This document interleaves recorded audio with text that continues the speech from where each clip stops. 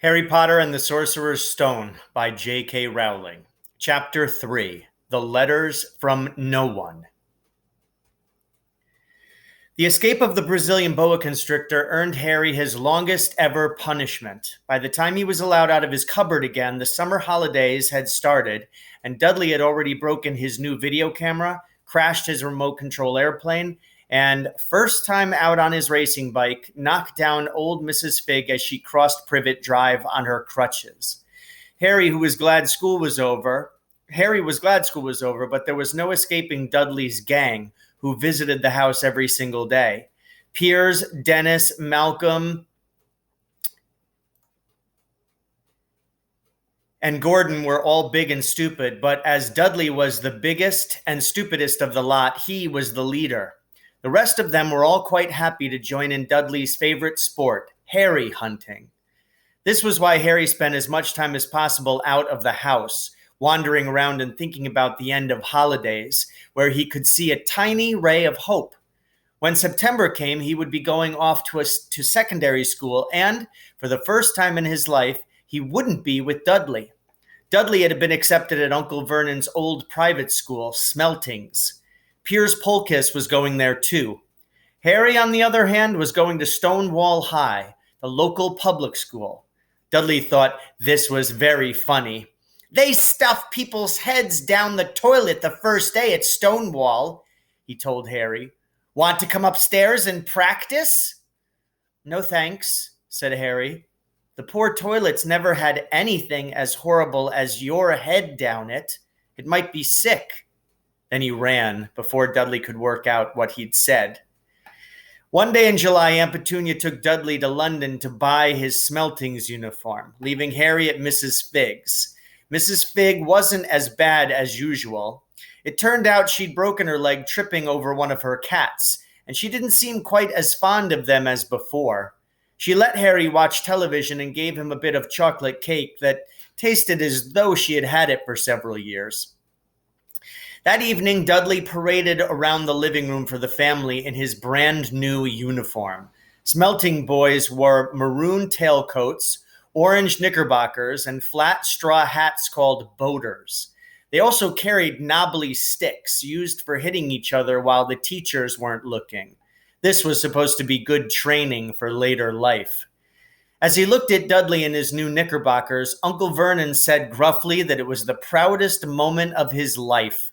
Aunt Petunia burst into tears and said she couldn't believe it was her ickle Duddykins. He looked so handsome and grown up. Harry didn't trust himself to speak. He thought 2 of his ribs might already have cracked from trying not to laugh. There was a horrible smell in the kitchen the next morning when Harry went in for breakfast. It seemed to be coming from a large metal tub in the sink. He went to have a look. The tub was full of what looked like dirty rags swimming in gray water. "What's this?" he asked Aunt Petunia. Her lips tightened, as they always did if he dared to ask a question. "Your new school uniform," she said. Harry looked in the bowl again. "Oh," he said. "I didn't realize it had to be so wet." "Don't be stupid," snapped Aunt Petunia. "I'm dyeing some of Dudley's old things gray for you. It'll look just like everyone else's when I've finished." Harry seriously doubted this, but thought it best not to argue. He sat down at the table and tried not to think about how he was going to look on his first day at Stonewall High. Like he was wearing bits of old elephant skin, probably. Dudley and Uncle Vernon came in, both with wrinkled noses because of the smell from Harry's new uniform. Uncle Vernon opened his newspaper as usual, and Dudley banged his smelting stick, which he carried everywhere, on the table. They heard the click of the mail slot and flop of letters on the doormat. "Get the mail, Dudley," said Uncle Vernon from behind his paper. "Make Harry get it." "Get the mail, Harry." "Make Dudley get it." "Poke him with your smelting stick, Dudley." Harry dodged the smelting stick and went to get the mail. 3 things lay on the doormat. A postcard from Uncle Vernon's sister Marge, who was vacationing on the Isle of Wight, a brown envelope that looked like a bill, and A letter for Harry. Harry picked it up and stared at it, his heart twanging like a giant elastic band. No one, ever, in his whole life, had written to him. Who would? He had no friends, no other relatives. He didn't belong to the library, so he'd never even gotten rude notes asking for books back. Yet here it was, a letter addressed so plainly there could be no mistake. Mr. H. Potter, The Cupboard Under the Stairs, 4 Privet Drive, Little Winging, Surrey. The envelope was thick and heavy, made of yellowish parchment, and the address was written in emerald green ink. There was no stamp. Turning the envelope over, his hand trembling, Harry saw a purple wax seal bearing a coat of arms, a lion, an eagle, a badger, and a snake surrounding a large letter H. "Hurry up, boy," shouted Uncle Vernon from the kitchen. "What are you doing? Checking for letter bombs?" He chuckled at his own joke. Harry went back to the kitchen, still staring at his letter. He handed Uncle Vernon the bill and the postcard, sat down, and slowly began to open the yellow envelope. Uncle Vernon ripped open the bill, snorted in disgust, and flipped over the postcard. "Marge is ill," he informed Aunt Petunia. "Ate a funny whelk." "Dad," said Dudley suddenly. "Dad, Harry's got something." Harry was on the point of unfolding his letter, which was written on the same heavy parchment as the envelope, when it was jerked sharply out of his hand by Uncle Vernon. "That's mine," said Harry, trying to snatch it back. "Who'd be writing to you?" sneered Uncle Vernon, shaking the letter open with one hand and glancing at it. His face went from red to green, faster than a set of traffic lights. And it didn't stop there. Within seconds, it was the grayish white of old porridge. "Petunia!" he gasped. Dudley tried to grab the letter to read it, but Uncle Vernon held it high out of his reach. Aunt Petunia took it curiously and read the first line. For a moment, it looked as though she might faint. She clutched her throat and made a choking noise. "Vernon! Oh my goodness! Vernon!" They stared at each other, seeming to have forgotten that Harry and Dudley were still in the room. Dudley wasn't used to being ignored. He gave his father a sharp tap on the head with his smelting stick. "I want to read that letter," he said loudly. "I want to read it," said Harry furiously, "as it's mine." "Get out, both of you," croaked Uncle Vernon, stuffing the letter back inside its envelope. Harry didn't move. "I want my letter," he shouted. "Let me see it," demanded Dudley. "Out!" roared Uncle Vernon, and he took both Harry and Dudley by the scruffs of their necks and threw them into the hall, slamming the kitchen door behind them. Harry and Dudley promptly had a furious but silent fight over who would listen at the keyhole. Dudley won, so Harry, his glasses dangling from one ear, lay flat on his stomach to listen at the crack between the door and floor. "Vernon," Aunt Petunia was saying in a quivering voice, Look at the address. How could they possibly know where he sleeps? You don't think they're watching the house?" "Watching? Spying? Might be following us," muttered Uncle Vernon wildly. "But what should we do, Vernon? Should we write back? Tell them we don't want?" Harry could see Uncle Vernon's shiny black shoes pacing up and down the kitchen. "No," he said finally. "No, we'll ignore it. If they don't get an answer, yes, that's best. We don't do anything." "But I'm not having one in the house, Petunia.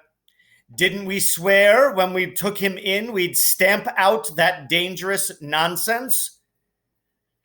That evening, when he got back from work, Uncle Vernon did something he'd never done before. He visited Harry in his cupboard. "Where's my letter?" said Harry, the moment Uncle Vernon had squeezed through the door. "Who's writing to me?" "No one. It was addressed to you by mistake," said Uncle Vernon shortly. I burned it." "It was not a mistake," said Harry angrily. "It had my cupboard on it." "Silence!" yelled Uncle Vernon, and a couple of spiders fell from the ceiling. He took a few deep breaths and then forced his face into a smile, which looked quite painful. Yes, Harry. About this cupboard. Your aunt and I have been thinking. You're really getting a bit big for it. We think it might be nice if you moved into Dudley's second bedroom." "Why?" said Harry. "Don't ask questions," snapped his uncle. "Take this stuff upstairs, now." The Dursleys' house had 4 bedrooms, one for Uncle Vernon and Aunt Petunia, one for visitors, usually Uncle Vernon's sister Marge, one where Dudley slept, and one where Dudley kept all the toys and things that wouldn't fit into his first bedroom. It only took Harry one trip upstairs to move everything he owned from the cupboard to his room. He sat down on the bed and stared around him. Nearly everything in here was broken. The month-old video camera was lying on top of a small working tank Dudley had once driven over the next-door neighbor's dog. In the corner was Dudley's first ever television set, which he'd put his foot through when his favorite program had been canceled. There was a large bird cage, which had once held a parrot that Dudley had swapped at school for a real air rifle, which was up on a shelf with the end all bent because Dudley had sat on it. Other shelves were full of books. They were the only things in the room that looked as though they'd never been touched. From downstairs came the sound of Dudley bawling at his mother. "I don't want him in there. I need that room. Make him get out." Harry sighed and stretched out on the bed. Yesterday he had given anything to be up here. Today he'd rather be back in his cupboard with that letter than up here without it. Next morning at breakfast, everyone was rather quiet. Dudley was in shock. He'd screamed, whacked his father with his smelting stick, been sick on purpose, kicked his mother, and thrown his tortoise through the greenhouse roof. And he still didn't have his room back. Harry was thinking about this time yesterday and bitterly wishing he'd opened the letter in the hall. Uncle Vernon and Aunt Petunia kept looking at each other darkly. When the mail arrived, Uncle Vernon, who seemed to be trying to be nice to Harry, made Dudley go and get it. They heard him banging things with his smelting stick all the way down the hall. Then he shouted, "There's another one! Mr. H. Potter, the smallest bedroom, 4 Privet Drive." With a strangled cry, Uncle Vernon leapt from his seat and ran down the hall, Harry right behind him. Uncle Vernon had to wrestle Dudley to the ground to get the letter from him, which was made difficult by the fact that Harry had grabbed Uncle Vernon around the neck from behind. After a minute of confused fighting, in which everyone got hit a lot by the smelting stick, Uncle Vernon straightened up, gasping for breath, with Harry's letter clutched in his hand. "Go to your cupboard. Your bedroom," he wheezed at Harry. "Dudley, just go." Harry walked round and round his new room. Someone knew he had moved out of his cupboard, and they seemed to know he hadn't received his first letter. Surely that meant they'd try again, and this time they'd make sure they didn't fail. He had a plan. The repaired alarm clock rang at 6 o'clock the next morning. Harry turned it off quickly and dressed silently. He mustn't wake the Dursleys. He stole downstairs without turning on any of the lights. He was going to wait for the postman on the corner of Privet Drive and get the letters for number 4 first. His heart hammered as he crept across the dark hall toward the front door. "Arg!" Harry leapt into the air. He'd trodden on something big and squashy on the doormat, something alive. Lights clicked on upstairs, and to his horror, Harry realized that the big, squashy something had been his uncle's face. Uncle Vernon had been lying at the foot of the front door in a sleeping bag, clearly making sure that Harry didn't do exactly what he'd been trying to do. He shouted at Harry for about half an hour, and then told him to go and make a cup of tea. Harry shuffled miserably off into the kitchen, and by the time he got back, the mail had arrived right into Uncle Vernon's lap. Harry could see 3 letters addressed in green ink. "I want," he began, but Uncle Vernon was tearing the letters into pieces before his eyes. Uncle Vernon didn't go to work that day. He stayed at home and nailed up the mail slot. "See," he explained to Aunt Petunia through a mouthful of nails, "if they can't deliver them, they'll just give up." "I'm not sure that'll work, Vernon." "Oh, these people's minds work in strange ways, Petunia. They're not like you and me." Uncle Vernon trying to knock in a nail with the piece of fruitcake Aunt Petunia had just brought him. On Friday, no less than 12 letters arrived for Harry. As they couldn't go through the mail slot, they'd been pushed under the door, slotted through the sides, and a few even forced through the small window in the downstairs bathroom. Uncle Vernon stayed at home again. After burning all the letters, he got a hammer and nails and boarded up the cracks around the front and back doors so no one could go out. He hummed Tiptoe Through the Tulips as he worked and jumped at small noises. On Saturday, things began to get out of hand. 24 letters to Harry found their way into the house, rolled up and hidden inside each of the 24 eggs that their very confused milkman had handed Aunt Petunia through the living room window. While Uncle Vernon made furious telephone calls to the post office and the dairy trying to find someone to complain to, Aunt Petunia shredded the letters in her food processor. "Who on earth wants to talk to you this badly?" Dudley asked Harry in amazement.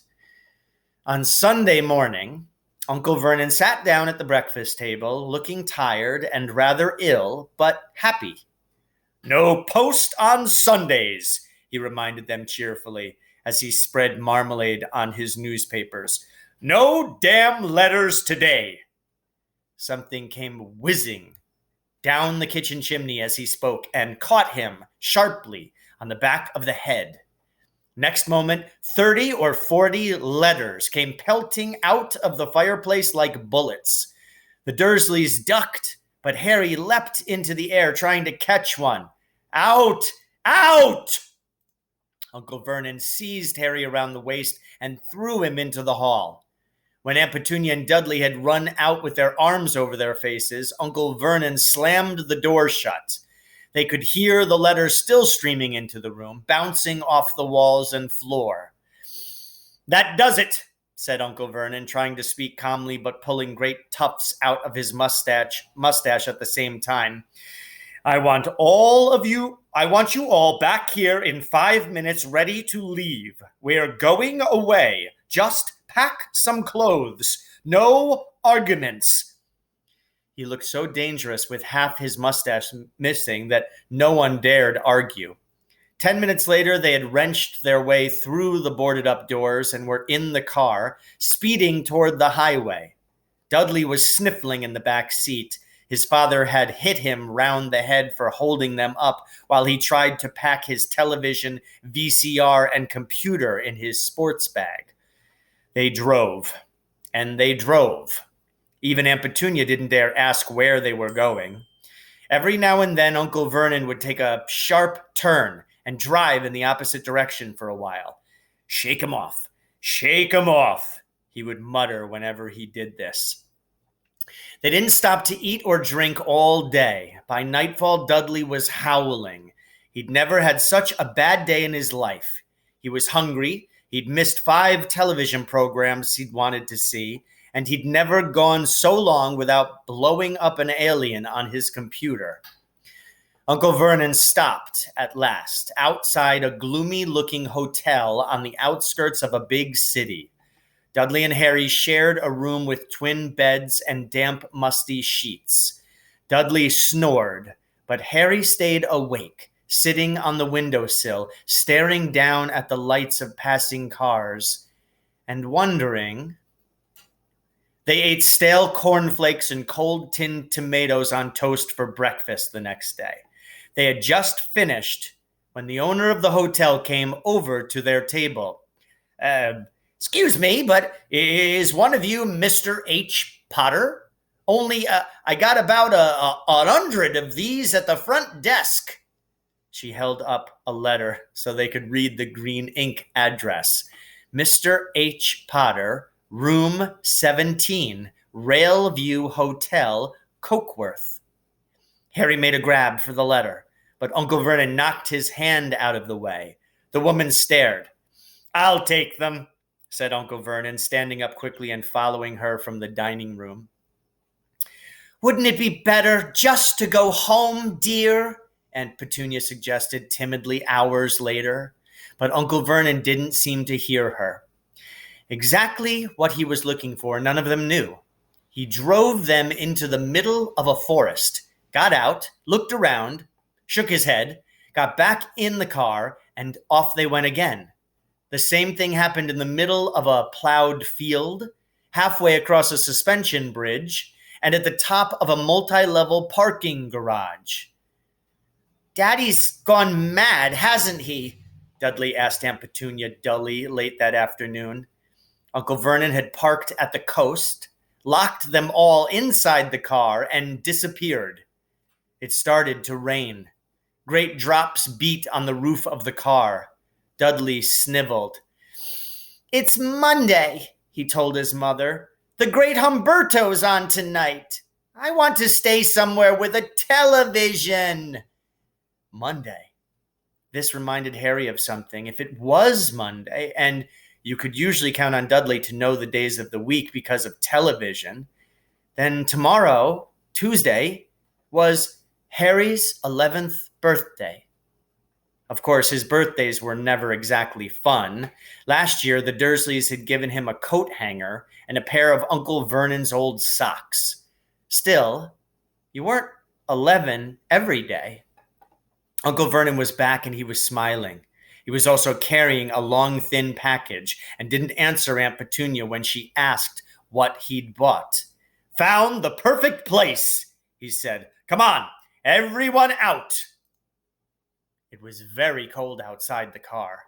Uncle Vernon was pointing at what looked like a large rock, way out at sea. Perched on top of the rock was a most miserable little shack you could imagine. One thing was certain. There was no television in there.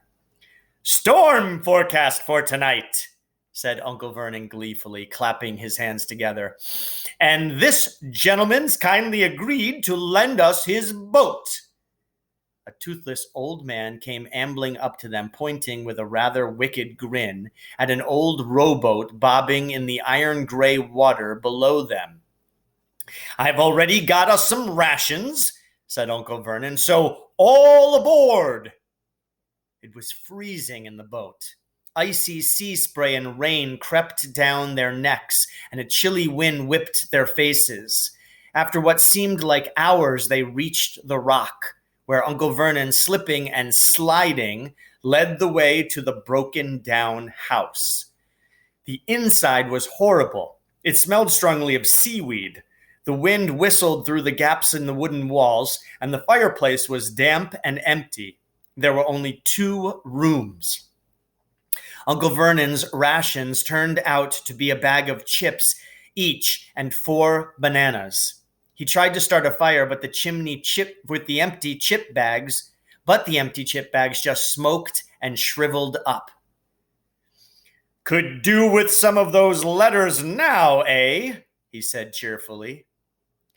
He was in a very good mood. Obviously, he thought nobody stood a chance of reaching them here in a storm to deliver mail. Harry privately agreed. As night fell, Harry privately agreed, though the thought didn't cheer him up at all. As night fell, the promised storm blew up around them. Spray from the high waves splattered the walls of the hut, and a fierce wind rattled the filthy windows. Aunt Petunia found a few moldy blankets in the second room and made up a bed for Dudley on the moth-eaten sofa. She and Uncle Vernon went off to the lumpy bed next door, and Harry was left to find the softest bit of floor he could and to curl up under the thinnest, most ragged blanket. The storm raged more and more ferociously as the night went on. Harry couldn't sleep. He shivered and turned over, trying to get comfortable, his stomach rumbling with hunger. Dudley's snores were drowned by the low rolls of thunder that started near midnight. The lighted dial of Dudley's watch, which was dangling over the edge of the sofa on his fat wrist, told Harry he'd be 11 in 10 minutes' time. He lay and watched his birthday tick nearer, wondering if the Dursleys would remember it all, wondering where the letter writer was now. 5 minutes to go. Harry heard something creak outside.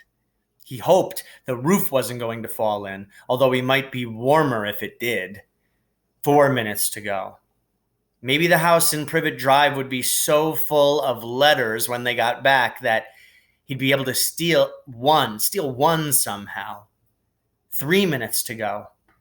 Was that the sea slapping hard on the rock like that?